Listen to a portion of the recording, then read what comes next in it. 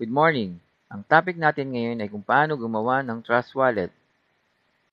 Hanapin ang Play Store o App Store sa inyong Android phone. Hanapin ang Trust Wallet sa Play Store o App Store sa inyong Android phone. I-click mo ang install para mag-download sa phone mo. Pagkatapos mong ma-download, i-click mo ang open.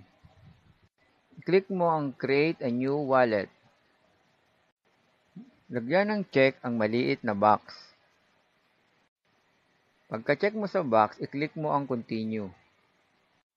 Kumuha ng ballpen at papel at isulat ang recovery phrase ayon sa kanyang pagkakasunod-sunod. Yan ay magmula 1 hanggang 12. Pagkatapos, i-click mo ang continue.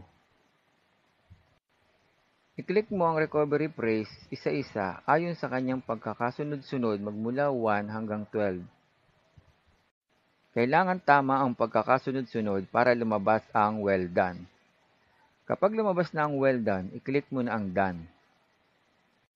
I-click ang enable para makatanggap ka ng mga notification. Your wallet was successfully created. Ngayon, i-click mo na ang done. Congratulations! Gawa na ang iyong Trust Wallet. Thank you for watching.